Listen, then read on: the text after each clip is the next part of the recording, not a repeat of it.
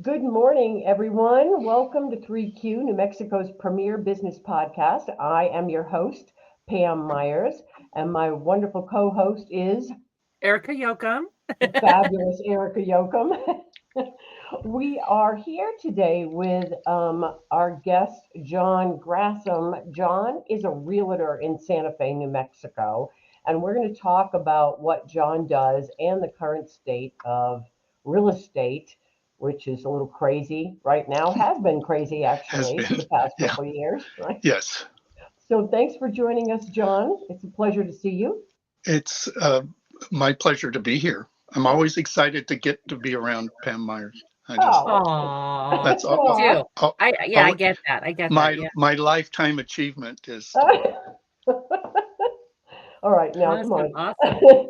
All right, so right, okay, are we in what kind of market are we in right now? Are we in a Well, it buyers or sellers? What are we it's in? all sellers. It's all sellers. Mhm. And just so you are aware, I also sell Albuquerque real Oh, estate.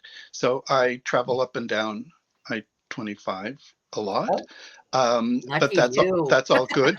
So the real estate of real estate is such a mixed bag, um, mhm. and there's, I think, the most important thing to remember is to stay confident and try not to be in a panic, because prices are going up, Mhm. and so people feel that they can no longer afford to buy a home. Right. Interest rates are going up. So the challenge is really, really big for the consumer. And we totally get that. And so, as one of the things we bring, or I bring as a realtor, an associate broker, is to help people navigate how and where to get mortgages and who to talk to, and sort of this person who helps just get through the process, um, Right. because it is such a difficult time. And I don't want to just scare everybody like, oh, I'm never going to own a home. Yes, you are. And I'm going to give you some suggestions on how to get there. And it's the path I took. Uh, and I think it's still viable. Um, Mhm. back, okay, now I'm going to really age myself. Back in the day, we interest rates were 18%. Ah, Right. My Right. first home, I paid 18% interest. holy Wow. crap. Okay. And so I try to remind people that, it's weird now, but trust me, it's been really much more difficult. And I was able to buy a home. I did it Right. through real Mhm. estate contracts every way imaginable, knowing that in time I was building equity. Mhm. I was uh, not paying rent out. I could paint the walls whatever color I wanted, and no one was. Well, there were people telling me I couldn't do things, but we won't go there. Um, I'll go so there. Yeah. yeah, um, so you just look at what you can do. You have talked to your mortgage people. You have talked to and worked with your realtor. It's probably not going to be your forever home, and that's Mhm. okay. It's a Right. home while you build equity and enjoy having home ownership. There's a great deal of satisfaction from that, and so I encourage everyone to consider and to think about, even if it's a condo, maybe it's a studio. Mhm. Sotheby's is known as a luxury home real estate company, but we do so much more than the luxury side. That's our big brand, but we help people in Mhm. all price points. We help. I just was helping someone this last week, who had just has was an immigrant coming in and needing to find a place, and Mhm. um, housing is difficult. We he's not buying right now. He's renting, but that's important too. So I do this big breadth of work.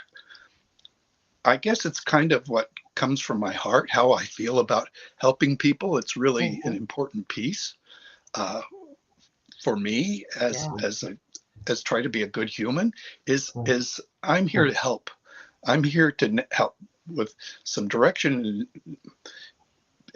and to get through this really, really strange time. And there are ways to do it. And if it's not today, maybe it's the future. You start thinking about, know what the market looks like. And I have all the statistics sitting here in front of me, and we'll go over those in just a little bit. But don't let that, what I'm saying, cause fear. Right. I'm also a yogi. I have a yoga teaching certificate, so I have people breathing a lot in my real estate practice. All right, everybody, we're going to do some deep breathing here, and it's okay because maybe the sellers aren't giving you aren't accepting your offers. There's so much to navigate, and that's why I think it's important to have a realtor, because we can help keep the playing field pretty level and help teach and understand. Even if you're a seasoned seller and buyer, it can get a little bit sticky. It's just the nature of that business. Yeah. And just a little more background so you can understand who I am and how I'm coming at this. I am on my mother's side a 12th generation Santa Fean. Well, Taos, Santa Fe, Albuquerque. We haven't veered too off the Albuquerque Taos corridor for 400 plus years. Wow. So that says a little bit about us as loving it here. It's not just where our ancestors are from. It's our home, and we feel very deeply about it. We feel deeply about land. Understanding water issues are really, really important here, irrigation and such. So I come with that background. And because of that, my grandmother was a storyteller. She talked to me a lot. I have lots of stories about early New Mexico, and I think some of them might be true. But some of them. Yeah. So I'm like, okay, I'm going to tell those stories, and then you can wonder if I'm telling the truth. But I'm also a trained historian. I was curator of history at the Albuquerque Museum, president of the State Historical Society, and so there's a lot of knowledge that I bring to the communities and areas that I'm working in, and just so people also know, they're going to get a history lesson and probably a tour or two, take people out to see areas that they aren't familiar with, especially new residents. I'm very much I'm kind of like Chamber of Commerce. I'm going to show you where the restaurants are. I'm going to take you to the historic sites and talk about some of it a troubled past, but really this is a wonderful place to live, as you all know, and it's very important to me. So I've kind of went out to the words. Oh, our greatest, I'm just going to share this. Our greatest claim to fame for the family is Billy the Kid was killed in our family home in Fort Sumner. Oh, wow. So that, well, it's a horrible thing, really, at the end of the day, but that's where we get our glory. Wow. Our Fort Sumner ranch. Well, thanks for sharing that bit of history, John. That's pretty fascinating. I have so much more. Spend a little time with me, and you'll be like my kids, like rolling eyes and like, oh. But that's what you also get if you use me as your realtor is the story. Well, but see, for me, that would be fantastic because I'm all about reasons when we moved out of Denver. One of the reasons we moved out of Denver is there was not a sense of community. Denver to me felt like a bunch of suburbs that had just been glommed onto the outer edges of a downtown kind of thing. Kind of true. Yeah, right. And when you fly over it, it's very obvious. One of the things that drew me, I was dead set against liking New Mexico when we got here, just so you know, because like New Mexico, right? I'm from California, New Mexico. Yeah. But we got here and we discovered Old Town. in Yes. Albuquerque. And I was completely taken in and entranced by the idea that the forefathers were smart enough to build a central square and bring in that sense of community and have that kind of thing. And I realized that that was a thing in New Mexico, like that, there's Was in Santa Fe and Socorro, and you go to these different places and they all have a center community, like so the plaza. community. Plaza Yeah, was the plaza hugely important. is life in New Right. Mexico. But And it also, I'll just give you a quick history lesson. I'm sorry for interrupting, oh, but that was organized and decided by Spain. They had very serious laws around settlements and how they looked and built, and it was for that exact reason. The church, the government buildings, houses, the plaza, it was all pre-prescribed. Wow, interesting. Yeah. but it definitely gives that you get that feeling of community and belonging. And my kids grew up trick-or-treating in Old Town, where they shut off all the streets and all the stores opened their doors and the kids walked around, and we walked around, and it was just something that I had not really seen before, and certainly not in the Denver area. Yes. So it was very enticing for me. And the holidays, especially in our older communities in the pueblos and reservations, our indigenous communities all embrace so much of not only that religious sense, but the community and the purpose for being here. It's a mystery. This place is about mystery and intrigue and finding out how and why. It's really an important place, and maybe that's why we haven't left for these 400 years. Right. And it is interesting that you say that, because New Mexico is very much like, there's a face that's presented outward that is not necessarily what is going on in the real New Mexico. Like, we figured that out. It's really interesting. Like, if you don't know where to look, a lot of New Mexico can look a little dingy, but then it's amazing. Like, I make this joke all the time, like driving to my house, right? It's like crack house, mansion. It's like drive around the corner and suddenly there's. And I appreciate you saying that, because that is part of the intrigue and coolness, if you will, of who we are. That's the essence. We aren't. I almost said, like, picked out some cities and put them down for being snobby, but there are places that happens, and we are not that. We are so far from that. There may be a few people, but I don't know that they stay too long, because it doesn't mean anything to us to have that sort of attitude. There's so much hidden. There's so much hidden in New Mexico. Like, and I'm down here. I'm down in Los Lunas, right? And I go to Belen to go to the Walmart in Belen or something like that. Yes, I know that. I know that Walmart. Yeah. Right. So you'll see an old cowboy walk in, right, and he's wearing up like the most beat up pair of jeans and the rattiest pair of boots, and that man is probably a multi-millionaire. Because he owns. I didn't even know they measured land in sectors until I moved to New Mexico. It's like, things like, we own 100 sectors. I'm like, what's a sector? I'm like, 600 acres. I was like, 640. Yeah, 640. I was like, what? And that's how they measure them. How many sectors they own. Yeah.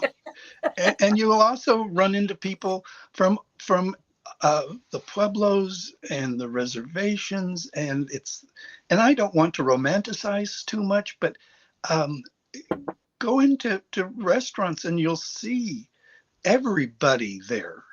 I have several places in town that I just love to go to, because it is this great place of mingling and acceptance. It doesn't matter being gay.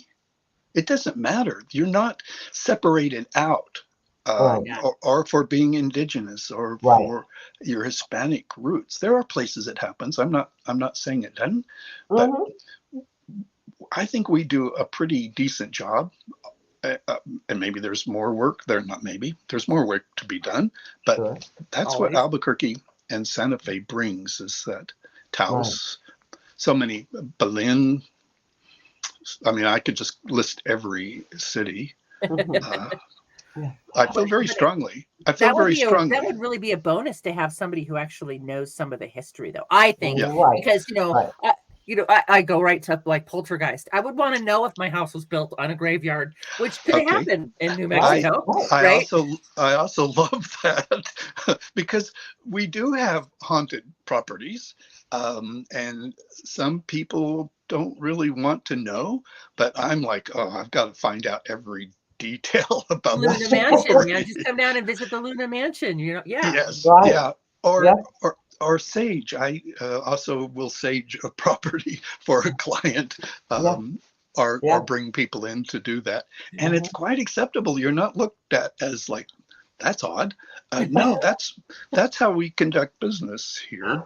Right. Is making sure that the spirits are happy, see, we even respect the spirits. and Right. the It's clients not Mhm. are about getting rid happy. of them. It's about making them happy and having them move on, and Well, not like, well, yeah, that's what I see. My job is to make everybody happy.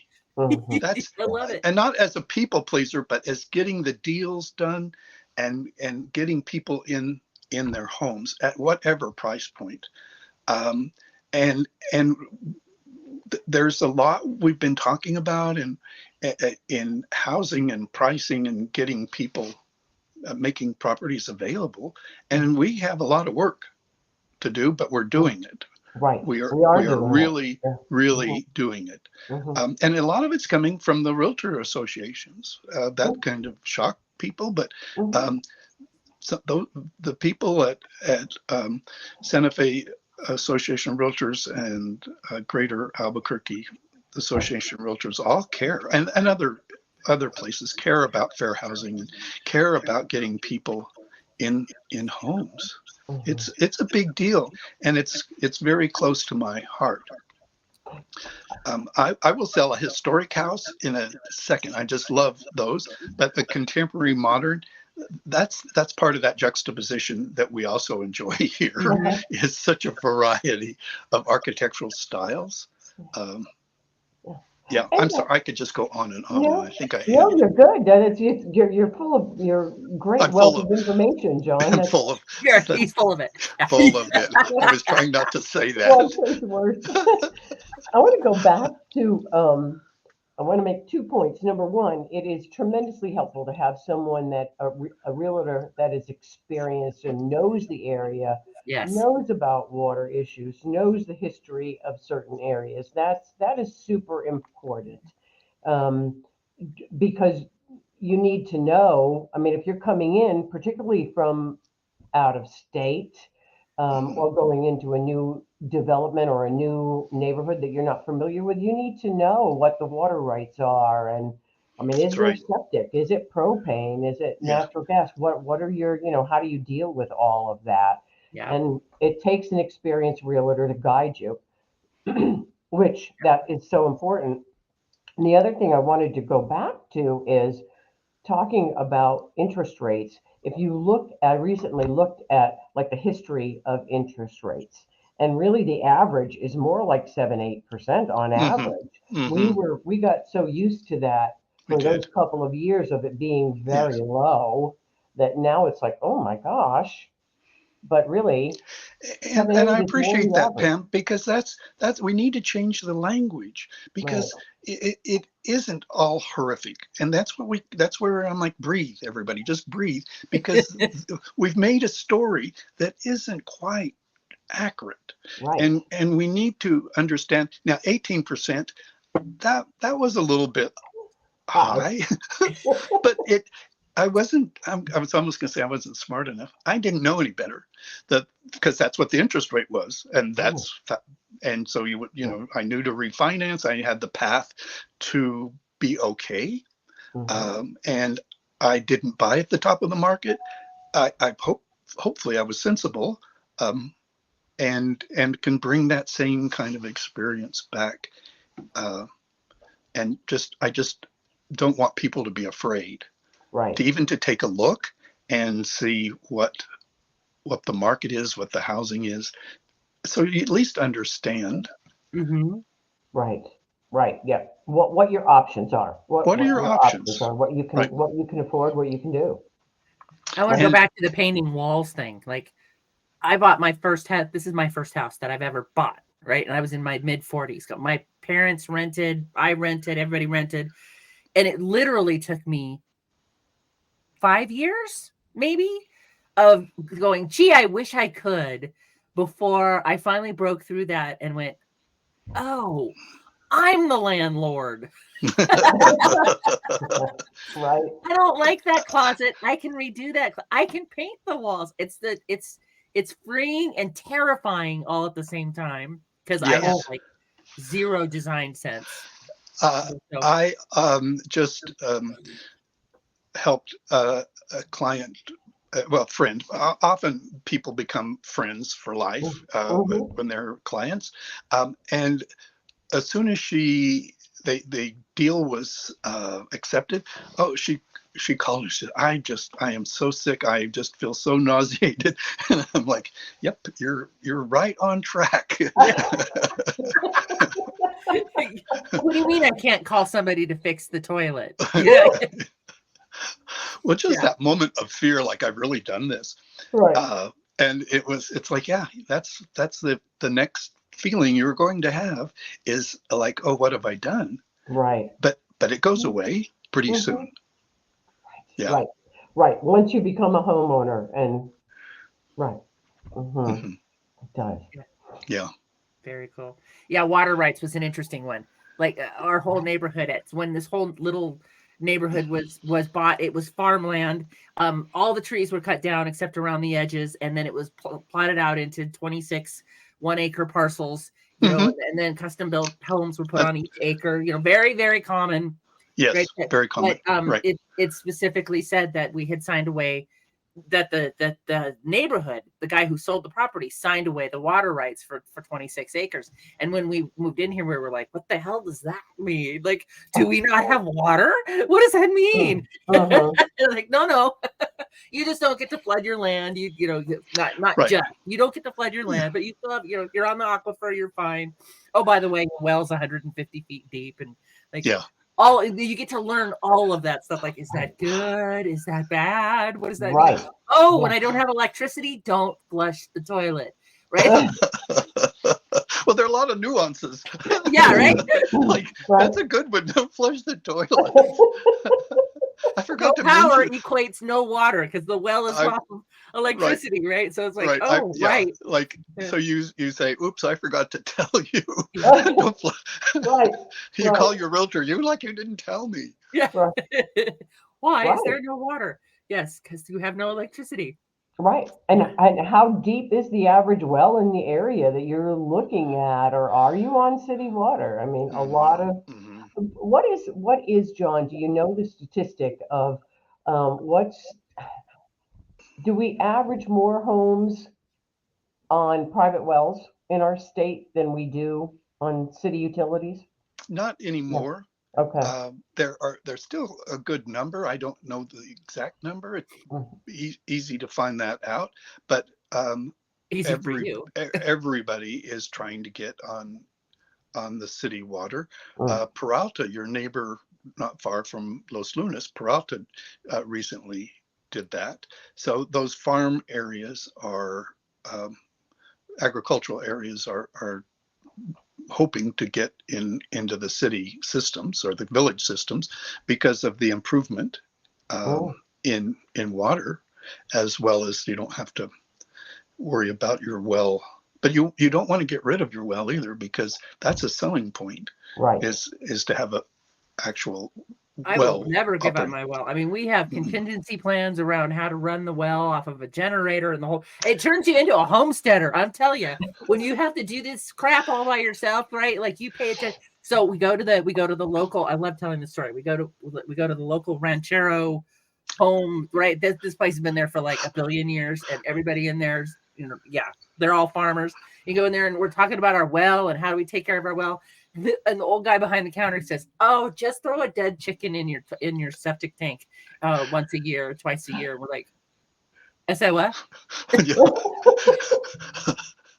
Okay, first off, where does one get a dead chicken? And it can't be like a processed chicken. It was like a dead, because everybody around us had, everybody down here has chickens, myself Right. included, right? But yeah, you just throw a dead chicken down the thing, and then I, and as a city folk, I was standing there going, um, uh, uh, I hadn't heard that, and I would be a little skeptical of that approach.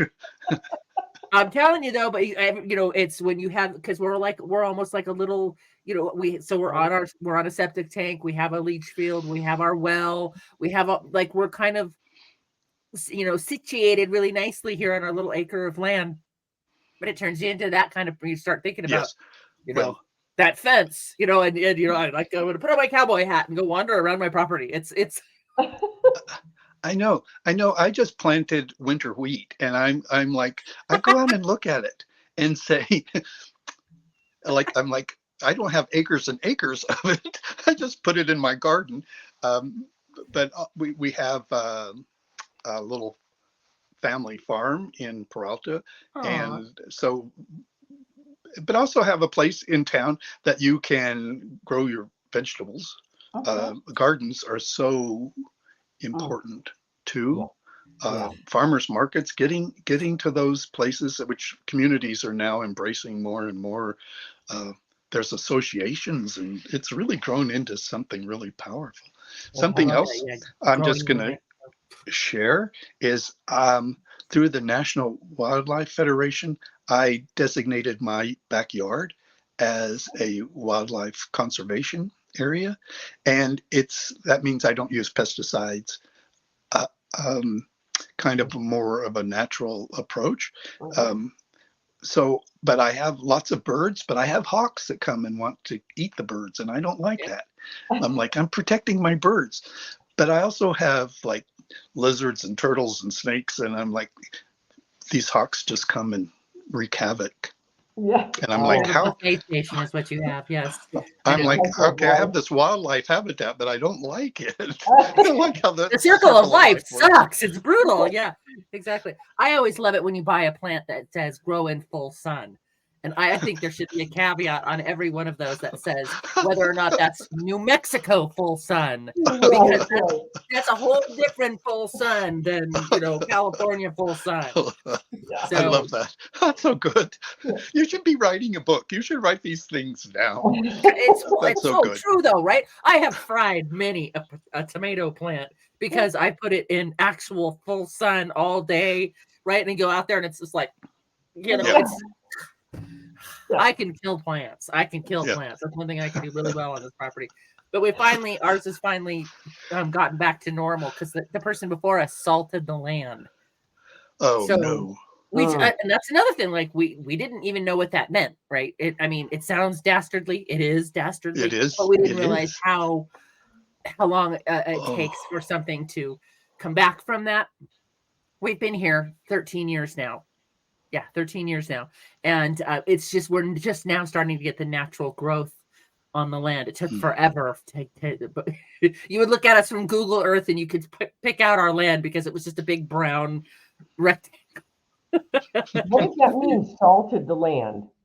What is? You literally put salt on the top of the surface of the land, and then you water it in, and it's so salty that it kills all the Yeah. plants.